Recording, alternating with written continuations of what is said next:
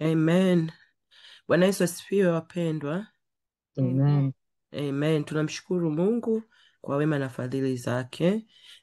Kila tunapopata nafasi kujifunza neno la Mungu ni wakati mzuri vile vile wa kumshukuru Mungu. Na kama wote tunavyojua mambo yanavyoendelea, kitu kikubwa nilichojifunza ni kwamba we take things for granted. Angalia wenzetu ambao walitakiwa wajiunge na sisi leo. Nobody could foresee kwamba leo hawataweza kujiunga. Umeona? Kwa hiyo hata sisi ni kitu cha kujifunza kwamba kumbe kila Jumamosi tunapokuja hapa ni mojawapo ya siku ambayo Mungu alimeiandika kwenye vitabu vyake na inaweza ikaondoka like that. Kwa hiyo let's thank God for that. Amen. Tunamshukuru Mungu na tunaamini Mungu anakusudi na kila jambo, na tunajua wenzetu walioko nyumbani Mungu ataendelea kuwalinda na kuwaponya. Kwa hiyo kama Sister Razia alivyosema, tunaendelea na 2 Samuel kitabu cha sura ya pili ya Samueli wa kwanza. So kitabu ni Samueli wa kwanza sura ya pili. Sister Anna wiki iliyopita alituongoza kuanzia mstari wa kwanza mpaka wa 21. Nitafanya kwa sababu leo ni mwisho wa kitabu, nitafanya summary ya kitabu kizima mwisho. Lakini kama wewe bado au kuwepo last week na hujasikiliza kipindi chetu, unaweza kwenda kwenye kwenye channel yetu ya VBV Swahili, utaenda kuangalia tulivyofanya last week. Lakini mwisho nitafanya tu summary ya yote ya chapter yote. Kwa hiyo leo tunaenda kusoma kuanzia mstari wa 22 mpaka 36. Nimeugawa katika sehemu mbili, 22 mpaka 26 alafu 27 mpaka 36. Kwa hiyo tutamwomba Sister Vicky asome 22 mpaka 36. Amen. Amen. Nitasoma kwa msaada wa Roho Mtakatifu. Mstari wa 22 anasema, basi Eli alikuwa mzee sana, naye alisikia habari za mambo yote ambayo wanawe waliwatenda Waisraeli, na jinsi walivyolala na wanawake waliokuwa wakitumika mlangoni pa hema ya kukutania. Mstari wa 23 akawaambia, mbona mnatenda mambo kama hayo? Maana nasikia habari za matendo yenu mabaya kwa watu hawa wote. Sivyo hivyo wanangu, kwa maana habari hii ninayoisikia si habari njema. Mnawakosesha watu wa Bwana. Mtu mmoja akimkosea mwenzake, Mungu atamhukumu. Lakini mtu akimkosea Bwana, ni nani atakayemtetea? Lakini hawakusikia sauti ya baba yao, kwa sababu Bwana amekusudia kuwaua. Mstari wa 26, na yule mtoto Samueli akazidi kukua, akapata kibali kwa Bwana na kwa watu pia. Amen. Amen. Asante sana Sister Vicky, kwako moderator. Amina, amina. Karibuni sisters, karibuni tuchangie. Tumejifunza nini kwenye hiyo mistari? Tumejifunza nini? Naangalia hapo kwenye mikono. Karibu Sister Pam. Bwana Yesu asifiwe. Amen. Naomba urudishe hapo kwenye sentensi ya mwisho ya Samueli akapata, nilikuwa naangalia na yule mtoto Samueli akazidi kukua akapata kibali kwa Bwana na kwa watu pia. Na imenigusa tu kwa sababu unaona hao watoto wa Eli wanakuwa wamekengeuka. Samueli yuko kwenye hao mazingira yao, anakuwa nao, lakini yeye anapata kibali. Kwa hiyo yani nimejifunza tu na nimekumbuka jinsi ambavyo mama yake alikuwa anaomba sana kwa ajili ya kupata huyu mtoto. I believe amekuwa covered na kibali cha Mungu, amekuwa covered na yale maombi mama yake.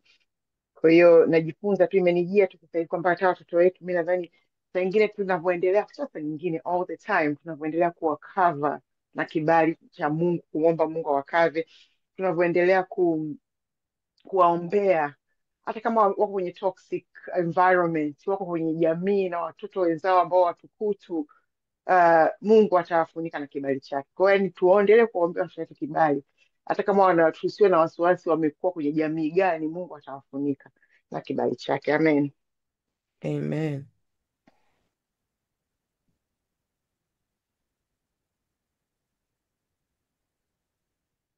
Sister Vicky, karibu. Oh, karibu Sister Vicky, nilikuwa nimejimute, sorry. Asante. Bwana Yesu asifiwe. Amina. Mimi nimeona kitu hapo katika mstari wa 23, tunaona huyu baba yao akiwakanya watoto wake, lakini akuwazuia. Unajua ile ukimwambia mtoto acha, unajua ile kusema kwa pole, acha acha, lakini kitendo kinaendelea. Mi nasema wazazi wana wajibu mkubwa sana kuwaonya watoto wao, na sio kuwaonya tu ile onyo la juu juu, kuonya kwa uaminifu. Kuna mstari tunasoma Mithali 22:6 kila siku, anasema mlee mtoto katika njia impasavyo, naye hataiacha hata atakapokuwa mzee. Unajua, tukisomaga huu mstari tunasema ni mtoto tu, lakini tukivuka ngazi ya utoto tukaenda hata wazazi wetu wa kiroho, tukaenda katika ngazi za juu pia, kuna vitu tunafanya ambavyo havistahili hata katika mahuduma, lakini kwa sababu let's say tusiseme hata katika hii huduma, tuseme hata katika makanisa huko, watu they so much in giving, they are so much in things like wana contribute katika ministry. Kwa hiyo mtumishi anaona nikimfokea huyu na dhambi hii hapa patapungua, kwa hiyo you don't say much, lakini hiyo sio kitu bora. Ni kama unampeleka huyo mtu moto, unampeleka mtu pabaya. Mi nasema Mungu atusaidie tunavyorebuke watu au tunavyorebuke watoto, turebuke ile proper na tuangalie katika haki ya Bwana, sio katika upendeleo kwa sababu ya kitu fulani. Amen. Amen. Amen. Sister Rebecca, naomba uendelee. Amen. Amen. Asanteni sana wapendwa, michango yenu ni mizuri sana. Nitaanza na kitu cha kwanza kabisa. Katika mstari wa 22 neno la Mungu linasema basi Eli alikuwa mzee sana. Kwa hiyo tuwe tunaangalia kwenye Biblia, kwenye vitu kama hivi kinaweza kikaonekana kidogo, lakini kinatupa basis ya kujua kitu gani kilikuwa kinatokea. Anasema basi Eli alikuwa mzee sana, naye alisikia habari za mambo yote ambayo wanaye waliwatenda Waisraeli, na jinsi walivyolala na wanawake waliokuwa wakitumika malangoni pa hema ya kukutania. Sasa neno la Mungu linatuambia alisikia habari za watoto wake, lakini kwa wakati huo alikuwa mzee. Kwa kama alikuwa mzee, ina maana hawa watoto wake nao walikuwa ni watu wazima, kama Sister Vicky alivyosema, walikuwa ni watu wazima. Lakini vile vile tukiangalia, ina maana huyu Eli alikuwa ana chance toka hawa watoto wako wadogo kuwalea katika njia inayowapasa kwenda, kama alivyosema Sister Vicky, toka udogo. Yani hapa Biblia ilikuwa inataka kutuonyesha kwamba he had a chance toka wamezaliwa, na wao wamezaliwa katika utumishi, wamezaliwa katika hema la Mungu. Kwa hiyo alifanya nini? Inakuwaje kwamba hawa watoto, na Mungu linakuambia ukimlea mtoto katika njia ipasa hata iacha hata atakapokuwa mzee. Sasa ina maana hawa wameiacha njia. Je, walilelewa katika njia wanapaswa kwenda? Hilo ni kitu cha kwanza. Lakini vile vile tuangalie kwa Eli, kwa hawa watoto, pamoja na kuwa alikuwa ni babao mzazi, lakini alikuwa kama ni babao wa kiroho vile vile, kwa sababu hawa ni makuhani. Nitakuja kuonyesha nani yao, ukoo wao jinsi ulivyokuwa. Umeona? Kwa hiyo yeye alizisikia hizi habari za watoto, alizichukuliaje? Neno la Mungu linatuambia katika waraka wa kwanza wa Timotheo sura ya 5, wale wadumuo kutenda dhambi uwakemee mbele ya wote, ili na wengine waogope, na kuagiza mbele za Mungu na mbele ya Kristo Yesu na mbele ya malaika wateule, uyatende hayo pasipo kuhukumu kwa haraka, usifanye neno lolote kwa upendeleo, usimwekee mtu mkono kwa haraka, wala usizishiriki dhambi watu wengine, ujilinde nafsi yako uwe safi. Tutaona hili neno kwa nini ni muhimu sana, hili la 1 Timotheo sura ya 5 mstari wa 20 mpaka wa 22.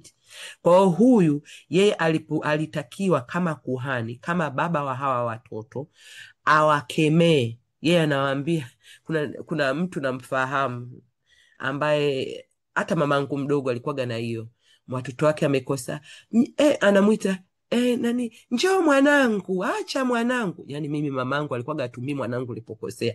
Yani nilikuwaga anashangaa mtoto amekosea afu unamwambia mwanangu acha. Ndo Eli, maana ukisoma ule mstari anaambia wanangu sio hivyo. Yani unambembeleza wakati unataka, yani you are not exerting your authority over them. Aya, the fact kwamba unawakemea kwa sababu umesikia. Je, ulikuwa uoni au ulikuwa yani ulikuwa unaona lakini ilikuwa haikubodhi, lakini unaposikia kwamba na watu nao wanajua, ndio wewe una nani? What does it mean? Kwa mfano mimi niwe na mtoto wangu ana tabia mbaya, ni mwizi, anaiba hapa nyumbani, anafanya nini, as long as nobody else knows, it's not a sin, it's not bothering me. Lakini nitakapojua, ina maana nalinda reputation yangu, kwamba mnachafua reputation ya familia, watu watanionaje mimi sasa? Badala ya kwamba hichi kitendo unachokipanga, whether watu wanaona au hawaoni, lakini Mungu anaona, utakiwi kukifanya. Kwa hiyo ni kitu cha kwanza, na sisi wenyewe tujiangalie katika kukemea au katika na kama Sister Vicky alivyosema, it's not only kukemea watoto tuliowazaa, hata kanisani au watu ambao tunawajua, Wakristo wenzetu, kama Paulo alivyokuwa anamwambia Timotheo, alikuwa anamshauri kuhusu kanisa, kundi ambalo alikuwa linani kama kiongozi. Je, unakemea kwa sababu kile kitu sio kizuri kinavyofanyika, au unakemea kwa sababu hutaki watu wajue kwamba na wewe hicho kitu kinafanyika under your watch? Kwa hiyo hicho ni kitu cha kujiuliza. Mstari wa 3, Eli anauliza swali, akawaambia, mbona mnatenda mambo kama hayo? Maana nasikia habari za matendo yenu mabaya kwa watu hawa wote. Yani kama anauliza, je, kuuliza inatosha tu kumuuliza mtoto? Sasa hapa neno Mungu kama nilivyosema ilikuwa linatuambia alikuwa mzee, kwa hiyo alikuwa na muda wa kuwalea watoto wake katika njia inayopaswa. Makosa ya watoto wake waliokuwa wanayafanya kwa sheria ya Musa yalipaswa kifo. Vile walivyokuwa wanafanya, wanakula nyama, wanalala na wanawake. Kwanza kile kitendo cha kulala na wanawake katika hekalu, yale yalikuwa ni matambiko ya wapagani. Tukumbuke wana Israeli walivyoenda kuirithi ile nchi, ilikuwa ni nchi ya Canaanites. So the Canaanites, hiyo ni mojawapo ya nini inaitwa hii namna yao ya kuabudu miungu yao, kama ni sacrifices kwa miungu yao, walikuwa wanalala na wanawake kwenye mahekalu yao. Kwa hiyo hawa wameleta hizo za wanavyoabudu wa Canaanites kwenye hema la Mungu, na hiyo Mungu alijua kwamba mkifika katika hiyo nchi msizifuate njia za Canaanites. Watakaofanya hivi adhabu yao ni kifo. Ukienda kusoma kwenye Kumbukumbu la Torati na Numbers huko ambapo pana masheria yao. Kwa hiyo huyu Eli alikuwa anajua kwamba wale watoto wake walistahili kufa, na yeye ndo alikuwa kuhani mkuu wakati huo, na yeye ndo alikuwa wanaita nini, judge wa Israel. Alitakiwa awatoe watoto wake wauawe kwa mawe. Kwa hiyo yeye kuuliza tu haikuwa inatosha. Kwa hiyo hapo kwanza tuelewane. Kwa hiyo sister nani ameusoma huo mstari wa Mithali 22, mlee mtoto katika njia ipasavyo, sina haja kurudia. Lakini vile vile neno la Mungu linatufundisha katika Waefeso 6:4, nanyi akina baba msiwachokoze watoto wenu, bali waleeni katika adabu na maonyo ya Bwana. Kwa hao watoto, kwa the fact kwamba walikuwa wako comfortable kufanya vile hekaluni, walikuwa wana adabu, hawajalelewa katika adabu wala katika maonyo ya Bwana. Umeona? Babao alikuwa anawaengaenga. Kitu kingine, Eli kama nimesema, yeye alikuwa anajali zaidi ile family reputation. Sisi ndio mimi ndio kuhani, uko wetu wa kuhani, nyie mnafanyaje hivi mpaka watu wote wanaona kuliko kwamba hawa watoto wanamkosea Mungu. Hii ni tofauti na jinsi ambavyo inatakiwa ifanyike. Maana anasema mbona mnatenda, maana nasikia habari za matendo yenu mabaya kwa watu hawa wote. Je, asingesikia angeuliza au angeacha iendelee? Umeona? Lakini kingine katika verse ya 24 anasema mnakosesha watu, sivyo hivyo wanangu, mnakosesha watu. Umeona? Neno la Mungu linatuambiaje kuhusu kukosesha watu?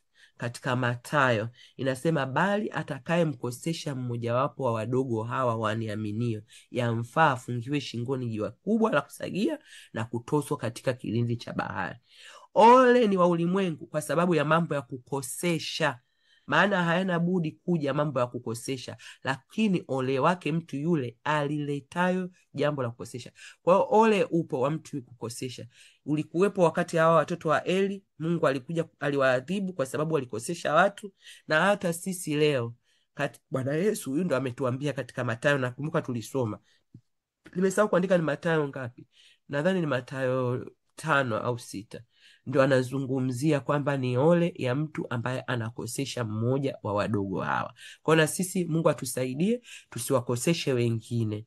Jana namshukuru Mungu, wakati tunafanya ibada za ya crossover, mchungaji wetu akawa na ubiri, nilishangaa sana, akawa anasema kwamba kwa sababu kuna ule mstari unaosema God will cut off, katika Maika anasema kwamba God will cut off wale ambao wamewatesa wana wa Mungu. Mchungaji akahubiri hivyo kwamba let's pray that God will cut off all those who are oppressing you and stuff, lakini akasema vile vile na muombe Mungu kwamba wewe you will not be the one kuwakosesha wengine. Kwa mara nyingi huwa tunaomba anayenikosesha but tunasahau na sisi we can be the one ambao tunawakosesha wengine. Mungu atusaidie. Kingine katika mstari wa 25, Eli anawashauri watoto wake sasa, baada ya kuwauliza kwa upendo na sio kwa kukemea, anawaambia mtu mmoja akimkosa mwenzake Mungu atamhukumu, lakini mtu akimkosa Bwana ni nani atakayemtetea? Lakini hawakuisikia sauti ya baba yao kwa sababu Bwana amekusudia kuwaua. Tuache hapo hicho kipengele cha pili. Hapo penye swali, ukienda kusoma kwenye Kiingereza, kwenye Kiswahili nadhani tafsiri sio yenyewe. Kwenye Kiingereza inasema hivi, if one man sin against another, the judge shall judge him. Hivyo ndivyo alivyosema Eli. Alisema hivi, mtu mmoja akimkosea mwingine, jaji, yani mwanadamu mwingine, yani kama kwa mfano mimi nimkosea Sister Vicky, Sister Razia anaweza kuja kunikemea mimi, akaniambia Rebecca, kwa nini umemfanyia hivyo Vicky? Au tukaenda hata mahakamani, mahakama ikanihukumu mimi, nikalipa faini, nikafanya vyovyote, nimemkosea. This is what he was saying. Huyu baba anasema, but if a man sin against the Lord, who shall entreat for him? Umeona? Kwa hiyo anajaribu kuambia kwamba hayo makosa mnayoyafanya, maka walikuwa na makosa mawili tena, kosa la kwanza walikuwa wanalala na wanawake, lakini kosa la pili walikuwa wanakula sadaka. Kwa hiyo ni kama anawaambia hilo kosa la kwanza mnalolala na wanawake, hilo sio baya sana, hilo watu majaji hapa watawajaji, itakuwa imeisha. Lakini hili kosa la pili hili ambalo mnakula nyama, mnamkosea Mungu. Watoto wangu, wanangu, mnamkosea Mungu. Kwa mkimkosea Mungu, nani atakayewaokoa hapo katika kumkosea Mungu? Which is wrong. Kwa sababu kwenye sheria, hata kwenye zile amri 10 za Mungu palikuwa na usiue, usiibe, usinini. Imegawanyika katika sehemu mbili. It doesn't matter if I'm doing it to a human being or I'm doing to God. Makosa yote yani dhambi, na hakuna dhambi ndogo, hakuna dhambi kubwa. Kwa hiyo hii ni kama theology yake ilikuwa kidogo kidogo. Kwa hiyo ina maana kwa Eli, he'd rather wale watoto wake waendelee kulala na wanawake pale hekaluni, lakini wasile sadaka. Ni kama sisi sana, sisi wenyewe nadhani mara nyingine tumesha kuaga ni watu ambao tunaweza tukachagua dhambi gani ni kubwa au dhambi gani sio kubwa, especially watu wakiwa wakaribu kwetu. Na hii hata makanisani, kama Sister Vicky ulivyosema, makanisani it's worse. Mtu ambaye yuko karibu na kiongozi wa kanisa, unakuta kuna vitu ambavyo they can go away with it, nobody will say anything kwa sababu kinaonekana ni kidogo na hiki ni kikubwa. Lakini kwa Mungu dhambi zote ni sawa na zote zinasafishwa na damu ya Yesu. Kosa ambalo tunaambiwa litasamehewa ni kumhuzunisha Roho Mtakatifu. Lakini hivi vitu vingine kwamba nimemkosea mtu, yeah, it's fine because nimemkosea mtu, sio kweli. Dhambi zote ni sawa mbele za Mungu na zinahitaji toba. Kwa hiyo cha kwanza, huo mstari wa 25 Mmesikia neno la Mungu linasema, lakini wale wakawa wamefanya nini? Kwa sababu Bwana amekusudia kuwaua, kwa hiyo hawakuweza kumsikia baba yao. Neno la Mungu linasema katika Kutoka 33, akasema, nitapitisha wema wangu wote mbele yao, nami nitalitangaza jina la Bwana mbele yao. Mimi nitamfadhili yeye nitakayemfadhili, nitamrehemu yeye nitakayemrehemu. Mara nyingi watu wengi sana huwa tunasahau kwamba Mungu ni Mungu wa haki. Tunapenda sana kusema Mungu ni Mungu wa rehema, Mungu wa huruma. Ni kweli Mungu wa rehema ni wa huruma na Mungu ni wafadhili, lakini tukumbuke anasema mwenyewe atafanya hivyo jinsi anavyopenda yeye. Atamrehemu anayetaka kumrehemu, atamfadhili anayetaka kumfadhili. Na vile vile mara nyingine Mungu anasemaga ana kikombe chake cha ghadhabu, huwa kikijaa kikombe chake cha ghadhabu, there is no turning back. There is no turning back. Kwa hao watoto, we don't know for how long Mungu aliwaacha wakaendelea kufanya vile, lakini kumbe kile kikombe cha hasira ya Mungu kilikuwa kinajaa, kimefika mahali sasa kimefurika. Na kikombe cha Mungu kinapofurika, mtu hasikii tena, ni kama Farao. Kwa hiyo unakuwa ni mtu ambaye hukumu ya Mungu tu sasa inakuja bila nani, na hakuna mtu wa kuweza kuisimamisha. Kwa hiyo ni kitu cha kumwomba Mungu sana. Mungu atusaidie tusiweze kufika mahali ambapo Mungu anaifanya mioyo yetu kuwa migumu ili tu aweze kutuhukumu.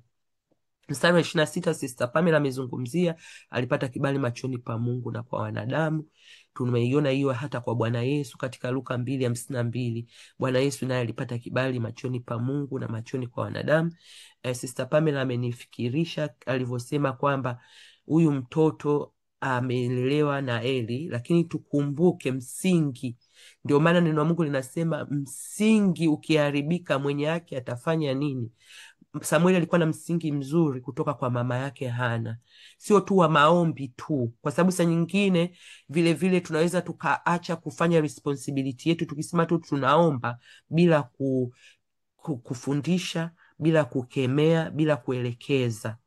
Na ndio maana Bwana Yesu pamoja na yote ametuokoa, bado anajua kwamba kutuokoa tu, angetuokoa tu afa akatuacha, tusingepata faida yoyote, wokovu ungeisha. Lakini ametupa Roho ili atufundishe, atusaidie, atuongoze. Kwa hiyo vile vile hata sisi watoto wetu wa kimwili na watoto wetu wa kiroho wanahitaji kuombewa, yes, kufundishwa, kuelekezwa, kukemewa, kwa sababu mtu yoyote anayefundishwa anaweza akaacha mafundisho. Maelekezo na kukemewa kunamrudisha tena katika mstari. Sasa hivi vitu Samueli alivipata kutoka nyumbani, na kama huo mstari wa Mithali unavyosema kwamba mfunze mtoto toka akiwa mdogo, ndivyo Samueli alivyokuwa. Hakuiacha hiyo njia, na kwa sababu hakuiacha njia akapata kibali machoni pa Mungu. Na alipata machoni, na ukipata kibali machoni pa Mungu kwa wanadamu inakuwa ni yani inakuwa kama ni straightforward. Kwa hiyo ndo mistari yetu mpaka mstari wa 26. Nitamuomba Sister Viki ukatusomee kuanzia mstari wa 26 mpaka 36. Sorry, hapo nimekosea, ni 26 mpaka 36. Amen.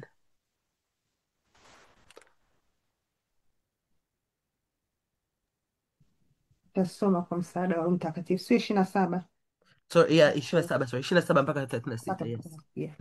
27 anasema, kisha mtu wa Mungu akamwendea Eli akamwambia, Bwana asema hivi, je, mimi sikujidhihirisha nafsi yangu kwa nyumba ya baba yako walipokuwa katika Misri wakiitumikia nyumba ya Farao? Je, sikumchagua yeye katika kabila zote za Israeli ili awe kuhani wangu, apande madhabahuni kwangu na kufukiza uvumba na kuvaa naivera mbele zangu? Nami sikuwapa watu wa mbali ya baba yako dhabihu zote za wana wa Israeli zilizotolewa kwa moto? Mstari wa 29 anasema, kwa nini basi mnapiga teke dhabihu yangu na sadaka yangu nilizoziamuru katika maskani yangu, ukawaheshimu wanao kuliko mimi, mpate kujinenepesha kwa sadaka zote za watu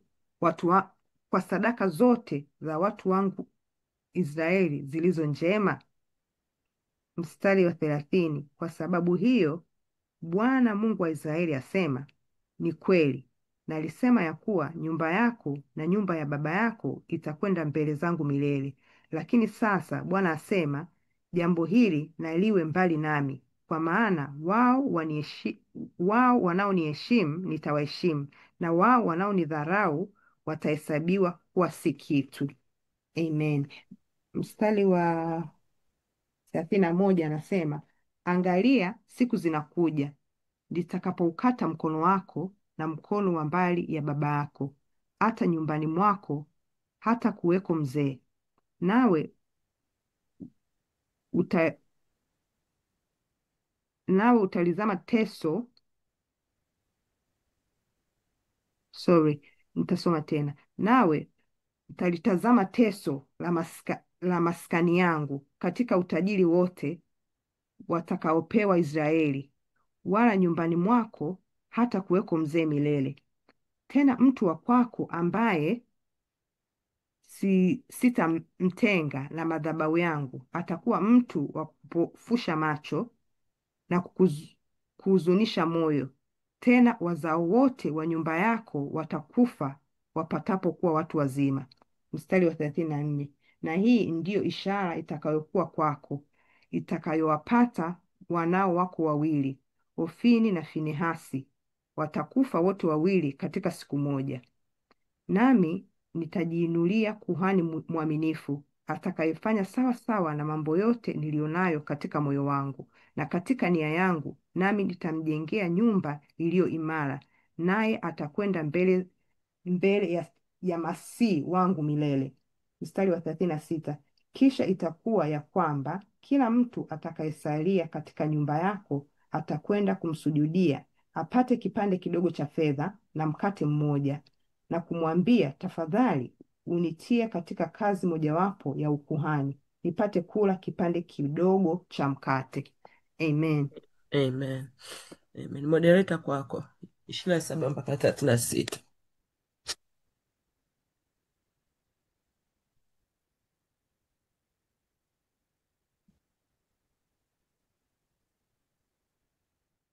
Amen. Bwana Yesu asifiwe. Naomba kama mtu yoyote anataka kuchangia, naomba unyoshe mkono tuendelee. Mstari wa 27 mpaka 36. Naongea huku nimejimute. Okay. Nikisubiri mikono, naomba naangalia hapa watu walionyoosha mikono, naomba nichangie pointi yangu. Kimoja ninachokiona humu ndani ni kwamba Mungu, yani hapa Mungu aliwapa favor, aliwapa kwamba wao wawe manabii, lakini walifika mahali wakamzoea Mungu na wakaona kwamba wao wako wanastahili. Kwa hivyo hapa ninachokiona ni kwamba ni issue ya entitlement. Tunaweza kuwa tumeokoka tukafika mahali tukamzoea Mungu so much, tukamuona yani tukafanya kama watoto wa Eli. Kwa hivyo tusimzoee Mungu na tusifeel entitled kwamba ndio kwa sababu tumeokoka, tumesamehewa. So kuna vitu vingine ambavyo we can do ambavyo Mungu anasema and we can get away with it.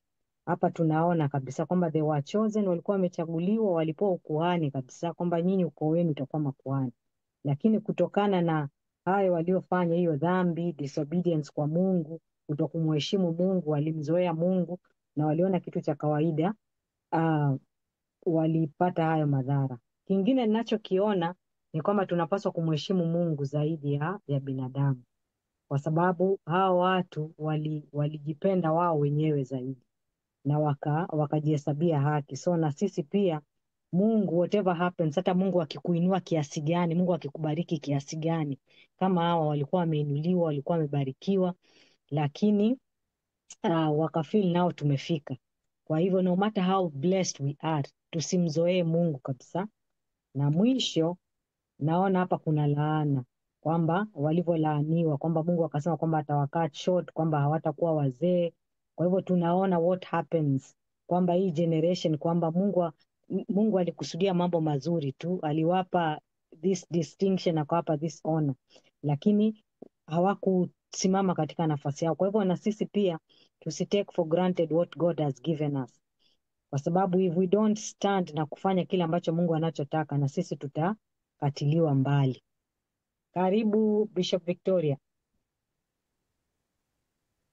Bwana Yesu asifiwe.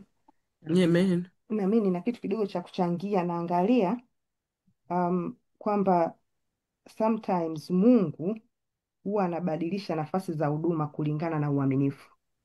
Kama alivyosema Sister Razia, walikuwa wamechaguliwa ni makuhani wanahudumu, lakini kwa sababu ya kutomtii Mungu na kwa sababu ya kukengeuka, Mungu alikuwa tayari, alijiandaa kumuinua mtu mwingine, kumuinua Samueli, mtu mwenye hofu ya Mungu, si ndio? Na sisi ndio hivyo tunatakiwa tuone. Sometimes tuna respect sana position, lakini tunasahau kwamba Mungu anaangalia mioyo yetu. Tuendelee kumtumikia Mungu kwa uaminifu. Mungu anaangalia moyo yetu. Sometimes nakumbuka mama mchungaji wangu alikuwa anatuambia tunafanya kazi za Mungu nyingi nyingi nyingi, lakini anasema sometimes angalia unajua yani we intention yako ni nini beyond of what you do. Unajua, angalia hicho kitu unachokifanya unakifanya kwa ajili gani. Mungu anaangalia mioyo yetu, si ndio Lakini kitu kingine pia, mioyo iliyo safi. Tukiongelea mioyo iliyo safi au watu wenye fear of God, 2 Timothy 2:21 anasema kwamba yule aliyejitakasa atakuwa chombo cha heshima mbele za Mungu. Amen. Amen. Amen. Thank you, Bishop. Naangalia mikono hapa, naona hakuna mkono. Sister Kanana, karibu. Amen. Bwana Yesu asifiwe. Na mimi Amen. niongeza tu, nimeitafakari sasa hivi, yani anasema I revealed myself to your fathers or even to them, kwa sababu kupitia kwa baba yao nao waliweza kujidhihirisha kwao. Sasa nafikiria sisi, Mungu ana reveal a lot of things to us through his word. Kila leo unaona anapotangaza hii, anasema laana, ameitaja Sister Victoria, hii laana. Saa zingine tuna laana ambazo zinatokana na Mungu anaporeview kitu kwetu hapa tufuati, tunajitangazia laana. Kwa hiyo tuwe waangalifu sana, ndugu zangu. Haya maneno tunayojifunza si kwa ajili tu ya hawa watoto, hata sisi. Mungu anatufundisha kila leo. Kuna mambo mengi anasema usifanye hiki, unasikia kabisa kwamba usifanye jambo hili, na sheria za Mungu ziko clear, lakini bado tunarudi kule kule, tunawaangalia hawa, tunaweza tukafikiri ni wao. Hata sisi leo neno la Mungu kila leo linakuja, kila leo tunajifunza kwenye sehemu mbalimbali, platform mbalimbali, kusoma tu neno lake, lakini bado tunatenda yale, tunaangalia kama wale wengine, lakini Mungu anaongea na wale kupitia sisi, kupitia wale anaongea kupitia wale, ili na sisi tujifunze, ili tusirudie haya makosa, kwa sababu hizi laana, ndio maana unaona mambo mengi yanaharibika katika familia kwa sababu ya hizi laana za namna hii. Unaweza ukawa unashangaa kwa nini mambo yanatendeka hivi, lakini ni laana. Mungu anabariki ukimfuata. Tunaona hata kina Samuel jinsi alivyomtumikia Mungu, na tunaona Mungu anasema yeye mwenyewe, anasema huyu atakaye kuja atafanya yale ambayo yeye Mungu anapendezwa. Kwa hiyo tujiangalie sana na kureveal himself to us kwa njia moja au nyingine, tureveal kwa kutuona na kutukemea kwamba acha hili jambo, fanya hivi, au hata pale tunaposhindwa kumtii, tunapoambiwa tunapotakiwa kufanya jambo na tufanye. Mungu anatuangalia kwa sababu anaporeveal himself, inamaanisha we need to take action. Amen. Amen. Amen. Amen. Naangalia mkono mwingine hapa, sioni mkono, lakini namkumbuka Musa jinsi alivyokuwa the meekest man ever, jinsi alivyotumika akafanya sio kama Eli, lakini mlivyokuwa Sister Kanana alivyokuwa anaongea, nikawa namkumbuka Musa na jinsi ambavyo alikosa kuona the promised land. Karibu Sister Rebecca. Amen. Amen. Asanteni sana kwa michango yenu mizuri. Mungu awabariki. Nitaanzia hapo kwenye huo mstari wa 27 na 28. Neno la Mungu linasema, naanza kwa huo wa 27, linasema Bwana asema hivi: Je, mimi sikujidhihirisha nafsi yangu kwa nyumba ya baba yako walipokuwa katika Misri wakiitumikia nyumba ya Farao? Hapo katika kujidhihirisha nyumba ya baba yake, tuiangalie nyumba ya baba yake huyu Eli. Tunaona nani wa kwanza, yani tuseme huu utumishi ulianzia kwa Haruni. Haruni alikuwa ni babu wa Eli kabisa, kwa sababu Haruni alikuwa na watoto wawili, Eliaza na Ethama. Ithama ndo aliyemzaa Eli. Eli akamzaa Hofni na Finehasi. Na hao huku mwisho ndo waliokuja kutokea hapa. Kwa hiyo unaona kabisa kwamba utumishi ulianzia Mungu anasema hivi, sikujidhihirisha nafsi yangu kwa nyumba ya baba yako. Tunakumbuka jinsi Haruni alivyopatikana wakati Musa alivyosema, mimi mbona siwezi kwenda kwa Farao peke yangu. Mungu akamwambia nitakupa Haruni ndo atakuwa msemaji wako. Na baada ya hapo ndio baadaye Mungu akaichagua hii nyumba ya Haruni kuwa makuhani milele. Ukienda kusoma huko ni ukuhani ulipewa nyumba ya Haruni milele. Kwa hiyo huyu Eli alimepokea kitu ambacho kilikuwa ni ukuhani wa Bwana milele. Sasa katika kuangalia hii mistari miwili wa 27 na 28 kuna vitu ambavyo Mungu amenisaidia kuvielewa. Cha kwanza, Mungu alitaka Eli akumbuke alikotoka. Unajua hakuna kitu cha muhimu sana katika maisha, hata maisha ya kawaida tu, mtu akisahau ametoka wapi. Nyi mlioko Uingereza wote mnajua, au mlioko nje ya Tanzania mnajua, hawa wenzetu ambao mababu zao walichukuliwaga watumwa, ni kama hawako very secure. Hata huwa hawatupendi sisi watu weusi wenzao, kwa sababu they don't know where they're coming from. Anaweza akasema ndio tumetoka Afrika. Wapi? Ghana, Nigeria, Tanzania, umetoka wapi? Ethiopia. Umeona? Lakini unapojua umetoka wapi, there is a security. Na mara nyingine hata sisi tunaweza kujisahau kwamba Mungu ametutoa wapi.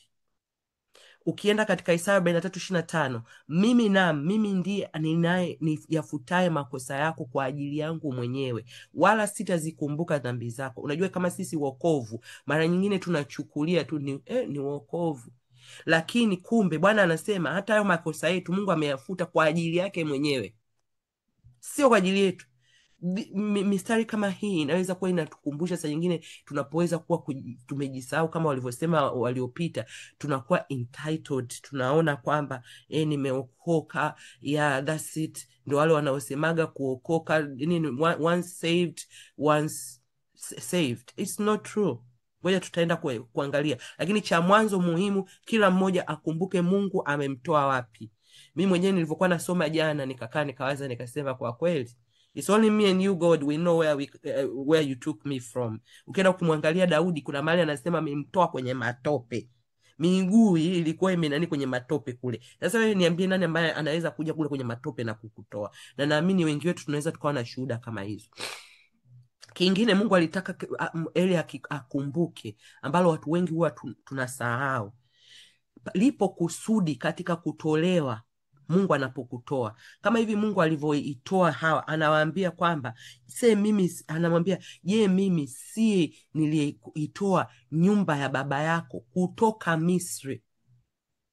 Umetoka Misri wakiitumikia nyumba ya Farao. Kwa hapa Mungu alitaka kukuonyesha kwamba uko Misri, uko ulikokuwa, uko gizani, uko ulikokuwa, ulikuwa wewe tu ni mtumishi wa Farao, na Farao alikuwa anakutesa. Farao alikuwa anakunani, na kweli wote tunajua mshahara wa dhambi ni mauti. Wote tulikuwa gizani kule, shetani anatutesa. Sasa tumeletwa huku. Sasa lipo kusudi.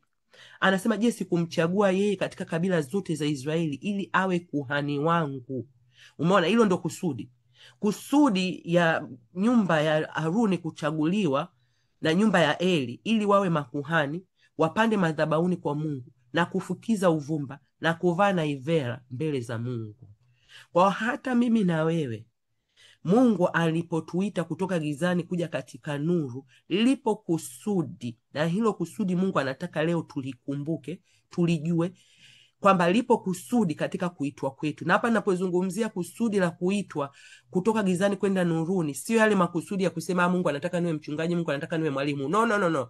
Wewe kama kuokolewa kwako, umeokolewa ili iwaje?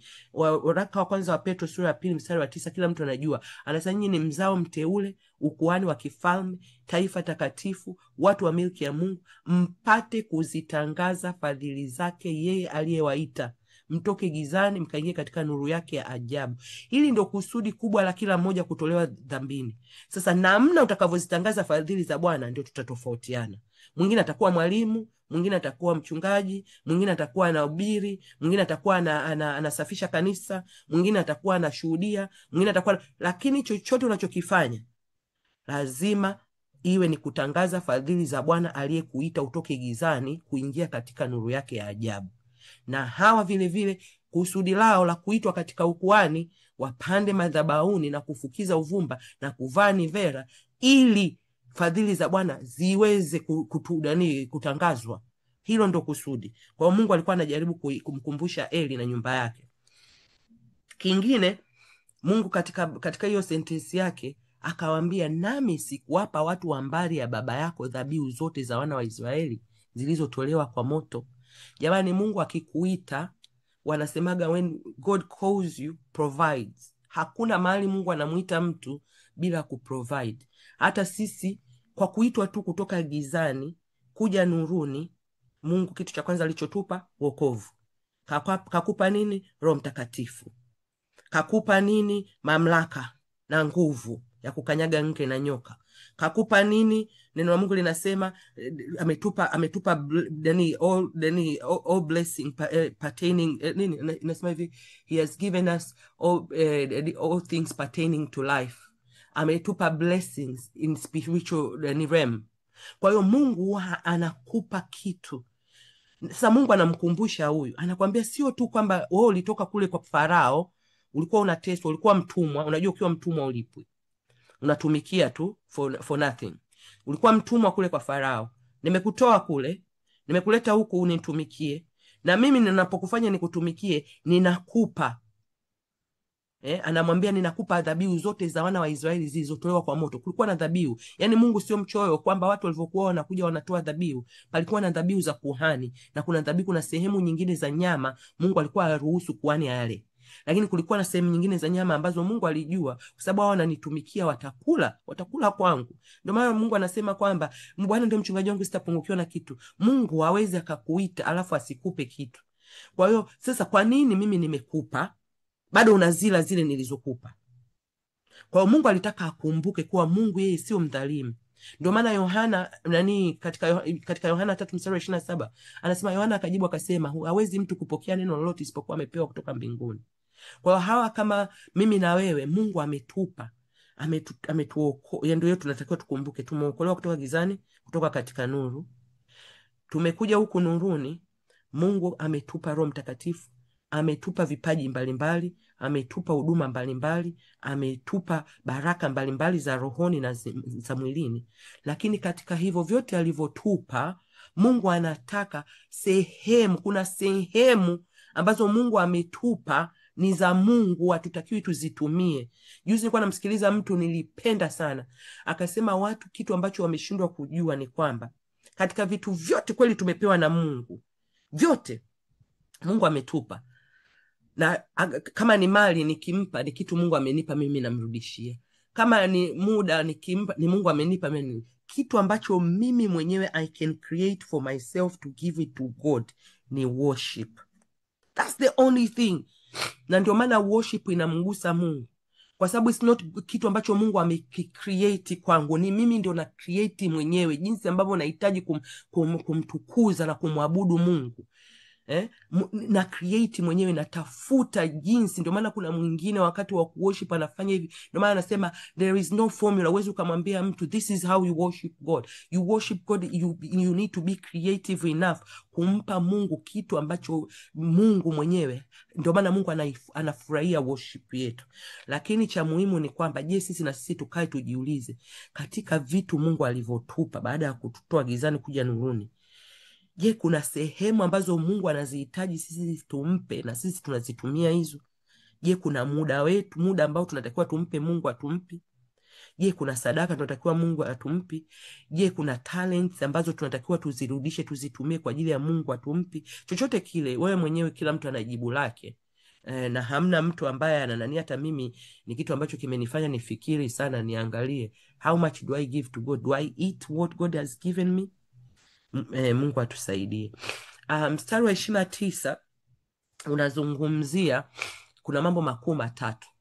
Naona Mungu ameyazungumzia hapa, akasema kwa nini basi? Yani baada ya mimi kuwafanyia haya yote, baada ya mimi kuwatoa Misri, kuichagua familia yenu, nimeitoa Misri, nimewaleta hapa, nimewaambieni mnitumikie, bado ninawapa sehemu ya sadaka muitumie. Kwa nini basi mnaipiga teke dhabihu yangu? Yaani ile sehemu ambayo ni yangu nyinyi mnaipiga teke, na zile sadaka nilizoziamuru katika maskani yangu unawaheshimu wanao kuliko mimi, mpate kujinenepesha kwa sadaka zote za watu wangu Israeli.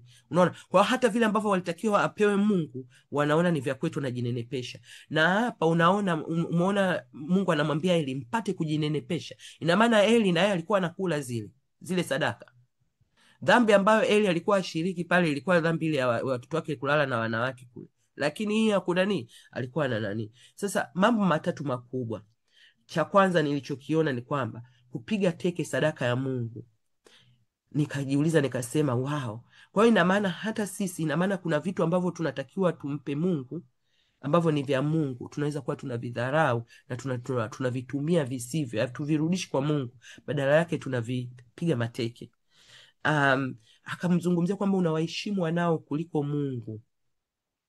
Petro yeye alizungumza katika Matendo 5:29 akasema hivi, imetupasa kumtii Mungu kuliko wanadamu.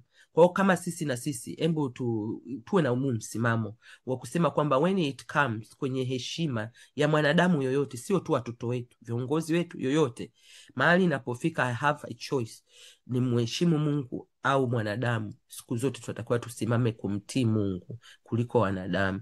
Akamwambia ili kujinenepesha. Kwa hiyo ina maana alikuwa anafaidika.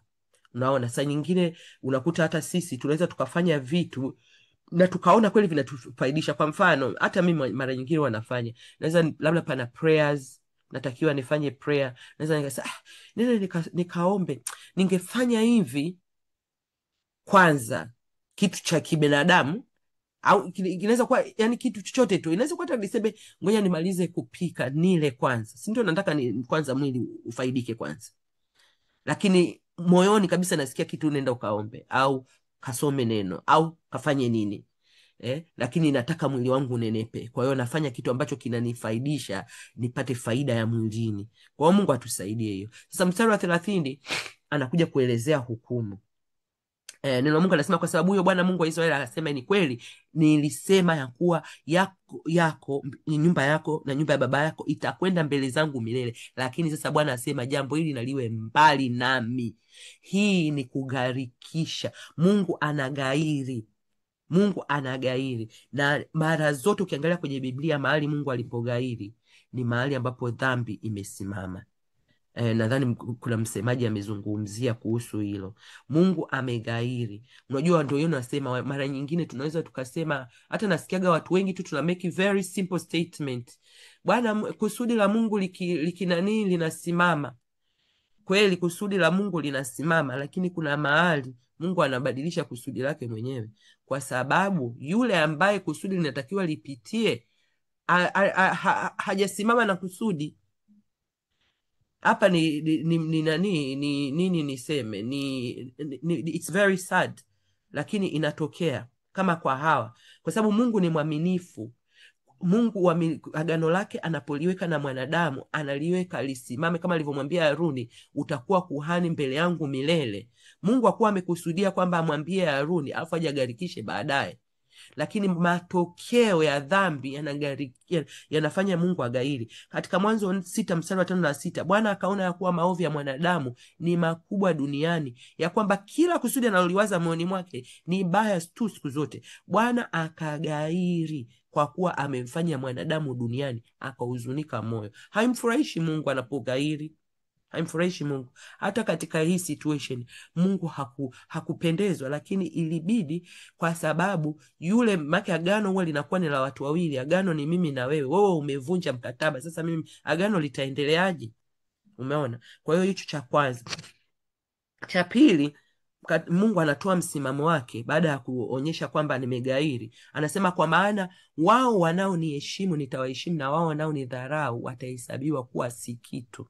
Kwa hiyo msimamo wa Mungu kwenye swala lolote, hata kama ni agano, kwamba kama kuna agano na wewe ambaye una agano na Mungu uliheshimu agano, Mungu hatakuheshimu, lakini ukaliheshimu, Mungu ataliheshimu agano. Na hii ndio katika kitabu hiki cha Samueli, hii ndio theme ya kitabu cha Samueli, kuonyesha kwamba Mungu analiheshimu agano kwa wale wanaoliheshimu na analidharau agano kwa wale wanaolidharau. Na tumeiona sasa hivi kwa Eli, jinsi Mungu anavyoenda kulivunja agano katika nyumba ya Eli na kulihamishia agano kwa nyumba ya Samueli.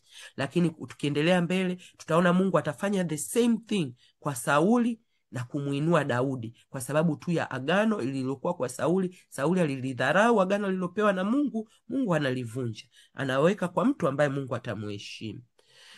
Mstari wa 31 mpaka wa 34 Mungu anaelezea sasa hukumu yenyewe. Sasa ndio anaelezea kwamba hiyo hukumu sasa zitakuja siku. Ina maana hiyo haikuwa immediate with me immediate effect. No. There is a room kwenye mikataba watu wanasema kuna cool off period, si ndio?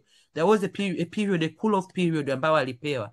Akasema inakuja huo muda ambapo nitaukata mkono wako na mkono wa mbali ya baba yako, hata nyumbani mwako hapata kuwa mzee. Katika Israeli kutokuwepo mzee katika nyumba ni laana kubwa sana. Na sisi wenyewe tunaweza tukaona, mmeshawahi kusikia kuna familia hamna mwanaume anafika miaka 50 au mwanamke anafika unaweza kukuta kuna vitu kama hivi vimefanyika, kama alivyosema Sister Kanana. Kuna vitu vinaweza kuwa vimefanyika vitu kama hivi. Inaweza kuwa sio dhambi kama hii, lakini kuna jambo limefanyika ambalo linasababisha watu wasifike kuwa wazee. Anasema nao utalitazama teso la maskani yangu katika utajiri wote watakaopewa Israeli, wala nyumbani mwako hakuta kuweko mzee milele. Fikiria, ni milele. Hii adhabu sio kwamba iliishia pale tu kwa Eli, yani katika ile familia milele hapata kuwepo mzee tena. Mtu wa kwako ambaye sitamtenga na madhabahu yangu atakuwa mtu wa kukupofusha macho na kuhuzunisha moyo. Ina maana mtu ambaye yeye ataendelea kutumikia pale madhabahuni kwa Mungu, lakini atakuwa mtu wa kuhuzunisha moyo, sio mtu wa kufanikiwa. Alafu anasema na hiyo ndio itakuwa ishara. Alafu sasa hivi vyote vitafanyika, Mungu anaonyesha kwamba hivi vyote vitafanyika. Watu wanaweza wasione wakashtuka kwa sababu ni vitu ambavyo viko slow. Mnasikia fulani amekufa 36, ni kikohozi, kafa 44, ni ugonjwa wa moyo, kafa 23, ajali. Unaona kuna sababu. Kwa hiyo mnaweza msifanye conclusion nzuri, mkaona tu ni magonjwa, ni ajali, ni moto, ni nini. Lakini Mungu sasa 34 anamwambia ishara sasa hii kuonyesha kwamba ni mimi ndio am at work, sio magonjwa, sio nini. Anaambia hii ndio ishara itakayowapata wanawako wawili, Hofni na Fineasi, watakufa wote wawili katika siku moja. Kwa Mungu anajaribu kuambia kwamba mambo ambayo kati ya mstari wa 31 na 33 yatakapofanyika, kutakuwa na watu ambao hawajaelewa kwamba aminit. Kwa hiyo lakini litakapofanyika ile la Hofni na Fineasi, kila mtu atakumbuka kwamba ni hii hukumu iliyofanyikwa na Bwana. Hii hukumu ni Mungu ambaye ambaye ameihukumu. Umeona? Kwa hiyo hapa Mungu anaichukulia hii familia au ukoo uwe mfano, wengine waweze kujifunza. Umeona? Which is very sad. Ni maombi yangu kwamba Mungu atatusaidia sisi binafsi au familia zetu au ndugu zetu au nchi yetu, Mungu ataitumia kuwa mfano kwa watu wengine.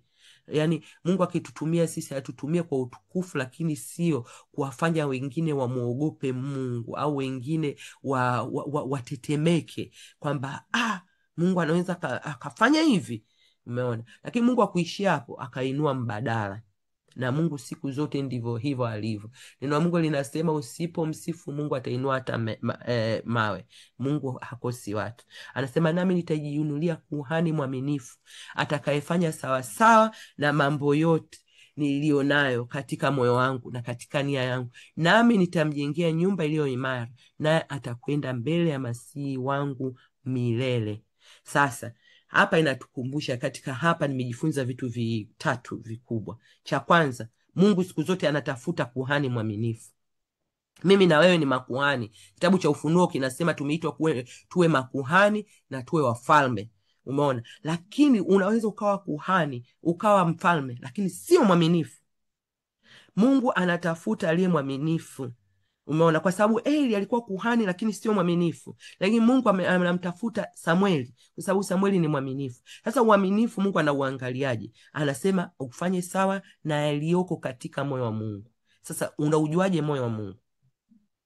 Ufanye sawa na nia ya Mungu. Unajuaje nia ya Mungu? Hapa ndipo mahusiano yanapokuja, na nadhani kitabu cha Samueli kitatusaidia tuone mahusiano ya mtu na Mungu. Tutayaona kwa huyu Samueli mwenyewe, tutaona jinsi Daudi alivyokuwa na mahusiano na Mungu, na tutawaangalia wale ambao hawakuwa na mahusiano na Mungu. Kwa mahusiano ya Mungu yatakufanya wewe ujue, ujajue yale katika moyo wa Mungu. Ndio maana Mungu akamwambia Daudi, Daudi, you are the man after my heart. Umeona? That's what God is looking for, the man after his heart, the woman after God's heart. Ndio Mungu anamtafuta hata leo hii. Unaona? Alafu Mungu in return, Mungu alivyomuumba, anasema atamjengea nyumba imara. Yaani Mungu hafanyagi vitu bure. Wala wanasema mimi sio nafanya kazi ya kanisa bure. Amna bure. Bure unaweza wewe ndio uone, macho yako hujafumbua macho yako uone kile Mungu anachokifanya. Lakini Mungu anasema atamjengea nyumba imara. Ina maana Mungu anamjengea position. Nyumba imara ni position yako katika ufalme wa Mungu. Mnamkumbuka Petro. Alafu Mungu anasema milele. Yaani your position is not only here on earth, ni milele. Kwa hiyo kwenye uaminifu sasa, ukienda Wakorintho wa kwanza sura 4 mstari wa 1 na wa 2, mtu na tuhesabu hivi kuwa tu watumishi wa Kristo na mawakili wa siri za Mungu. Hapo tena inavyohitajiwa katika mawakili, ndio mtu aonekane kuwa mwaminifu. Huyu ndio mtu Mungu anamtafuta. Mimi na wewe leo Mungu anatutafuta. Tuhesabiwe kwamba ni watu ambao ni waaminifu tu, ambao tunafanya vitu sawa sawa na moyo wa Mungu. Petro, nimemtaja Petro kwani mwaminifu. Yesu akamwambia, juu ya mwamba huu nitaujenga kanisa langu, wala milango ya kuzimu haitaishinda. Kwani Petro, tunakumbuka tulivyosoma kitabu cha Dani kwamba alikuja kuwa yeye ndio kiongozi wa kanisa la mwanzo kabisa. Umeona? Na mimi na wewe Mungu anatutafuta. Hata kama hutakuwa mchungaji, hutakuwa kuhani, hutakuwa nani, lakini pale Mungu alipokuweka, Mungu anataka kukusimamisha uwe imara pale. Usije upepo ukakuvuruga wa mafundisho mbalimbali. Umeona? Na Bwana anasema uende hivyo milele. Ndivyo Mungu anachokitafuta. Umeona? Bwana Yesu vile vile alisema katika Mathayo 26, Bwana wake akamwambia, vema mtumwa mwema na mwaminifu, ulikuwa mwaminifu kwa machache, nitakuweka juu ya misingi, ingia katika furaha ya Bwana wako. Umeona? Kwa hiyo mimi na wewe vile vile tukiwa waaminifu, tukifanya kazi ya Mungu, sio tu Mungu atatuimarisha mahali tulipo, lakini atatuingiza katika furaha ya milele. Amen. Mwisho kabisa, hukumu ya Mungu. Unajua kama hukumu zote, mimi sio lawyer, lakini najua kuna kuaga na maelezo ya hukumu. Na Mungu amefanya hivyo hivyo. Tunajua yeye ndio jaji mkuu juu ya majaji wote. Akasema kisha itakuwa kwamba kila mtu atakayesalia katika nyumba yako atakwenda kumsujudia, apate kipande kidogo cha fedha na mkate mmoja, na akamwambia, tafadhali unitie katika kazi mojawapo ya ukuhani, nipate kula kipande kidogo cha mkate. Sasa hukumu imeisha. Eli alifanya nini? Maana kaambiwa hayo mambo yote, kimya, hajajibu, hajarespond kitu ambacho kina nani. Ukienda kuangalia kitabu cha waraka wa pili wa Samueli sura 12, Daudi alifanya dhambi na yeye na Bathsheba. Alipokuja Nathan kuongea naye, Daudi akajibu hivi katika mstari wa 13, akamwambia Nathan, nimemfanyia Bwana dhambi. Nathan akamwambia Daudi, Bwana naye ameiondoa dhambi yako, hutakufa. Umeona? Na huyu alikuwa alitakiwa afe, mjue Daudi. Dhambi alikuwa ameifanya na Bathsheba. Kwa sababu sio tu alifanya dhambi ya uzinzi, alimuua mume wa Bathsheba. Lakini kwa sababu aliomba, alitubu, alijinyenyekeza kwenye mkono wa Mungu wenye nguvu, Mungu akaiondoa dhambi yake, hakufa. Tunajua Zaburi ya 51 Daudi aliandika katika iko kipindi. Na mkienda kusoma, nenda ukaisome hiyo waraka wa pili Samueli sura 12, uone jinsi Daudi alivyojinyenyekeza, akavaa mavumbi, kaomba, kalia, katubu. Na sisi je, maonyo huwa yanakuja mengi kwa namna tofauti tofauti. Je, tunafanya nini? Mungu atupe neema na rehema ya kukumbuka kutubu pale tunapomkosea Mungu. Naomba 3 minutes nitakuwa nimemaliza. Umeona? Sasa summary ya kitabu chote cha Samueli wa kwanza sura ya 2. Kwanza tunaona Eli halimbariki mrithi wake bila yeye kujua. Unaona Mungu anavyo-orchestrate mambo. Kuanzia kule kwenye sura ya kwanza, Eli alimbariki Hana. Baadaye Hana alirudi kushukuru, akasema ni mimi yule mama niliyeomba wakati huu. Yule akambariki, hakujua anabariki mrithi wake. Samueli, tunaona jinsi Samueli ambavyo anatayarishwa kuchukua nafasi ya Eli. Matayarisho yameanzia nyumbani kwao, yameanzia toka akiwa kabla hajazaliwa tuseme. Mama yake kaomba, mama yake kaja kashukuru, mama yake kaendelea kuomba, mama yake kaprofesai kuhusu mtoto, kamfundisha mtoto, kamleta hekaluni. Kingine tumekiona katika kitabu hichi, tumeona wazazi wa Samueli walilea mtoto mcha Mungu ili achukue nafasi ya watoto wa Eli waliokuwa hawana hofu ya Mungu. Kingine tumekiona Mungu anaondoa wakaidi na kuweka wacha Mungu katika sehemu, na hii ni theme kubwa yani tuseme, ukija ukimjua Mungu vizuri utajua Mungu siku zote. Mungu he is in the process ya kuwaondoa wakaidi na kuweka wacha Mungu kwenye nafasi za ambao ni wakaidi. Maombi yangu ni kwamba Mungu atakuwa kwetu sisi, Mungu atakapokuja kutu examine hata tukuta tunastahili katika position tulizopo, hatuna haja ya kuondolewa. Na wale walio wakaidi Mungu awasaidie apate nani mioyo yao. Lakini kingine cha mwisho ambacho nataka nikiseme kwa haraka, tumeona malezi ya watoto jinsi ambavyo yanakuwa. Hamna formula moja katika kulea watoto. Kuna watu ambao ni kama Eli, wanalea watoto katika njia isiyofaa, lakini baadaye Mungu kwa rehema na neema, ndio maana nimeutumia ule mstari, Mungu wa rehema anataka kuwarehemu. Mungu kwa rehema na neema anakuja kuwagusa ile mioyo ya wale watoto ambao hawakulelewa katika njia inayopaswa, wakamjua Mungu, wanageuka. Lakini kuna wengine wanawalea watoto katika njia wanayopaswa kwenda, lakini watoto wanakataa kwenda katika njia inayopaswa, na wenyewe wana matokeo mawili. Kuna wengine watapotea na kuna wengine Mungu atawarehemu. Lakini hiyo yote inatufundisha ni kwamba all we need to do is just to do our own our bit, na kumwacha Mungu afanye bit yetu, kwa sababu hiyo bit ya Mungu ya kusema kwamba namrehemu, ninaitaka kumrehemu, ninamhurumia, naitaka kumhurumia, hatuna influence hiyo, kwa hatuwezi tukamuinfluence Mungu.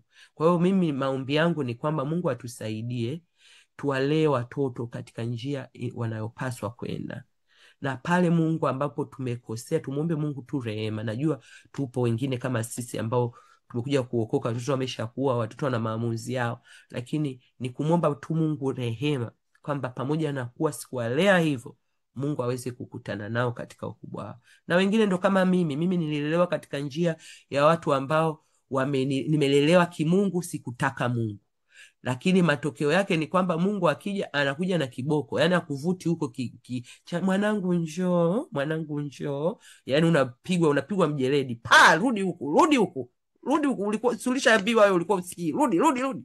Umeona? Kwa hiyo matokeo yanaweza kuwa ni mengi Mungu anaweza kufanya, lakini my prayer ni kwamba God help us that tuwalee watoto katika njia inayopaswa, na hata watoto wa kiroho. Kwa hiyo kwa leo mimi naomba niishie hapo. Kwa wale ambao bado hawajampokea Bwana Yesu, mnakaribishwa kumpokea Bwana Yesu awe Bwana na Mwokozi wako. Wakati ndio sasa, wakati haurudi nyuma. Lakini vile vile sisi ambao tumempokea Bwana Yesu tujifunze kutoka kwa hawa watumishi katika mafundisho ya leo. Mungu atukute sisi ni makuhani waaminifu. Mungu awabariki. Narudisha kipindi kwa moderator. Amen. Asante sana Sister Rebecca. Asante sana kwa kushiriki katika kujifunza neno la Mungu. Mpendwa, kama utapenda kumpokea Yesu awe Bwana na Mwokozi wa maisha yako, na kukaribisha uombe sala ifuatayo. Baba wa mbinguni, asante kwa upendo wako na rehema zako, na kujia katika jina la Yesu Kristo. Nakiri kuwa mimi ni mwenye dhambi na naomba msamaha wako. Ninaamini kuwa Yesu Kristo alikufa kwa ajili ya dhambi zangu na akafufuka ili nipate uzima wa milele. Namkubali Yesu Kristo kuwa Bwana na Mwokozi wa maisha yangu. Ingia moyoni mwangu na unifanye upya. Nisaidie kufuate siku zote za maisha yangu. Asante kwa kunipa wokovu kwa neema. Amina.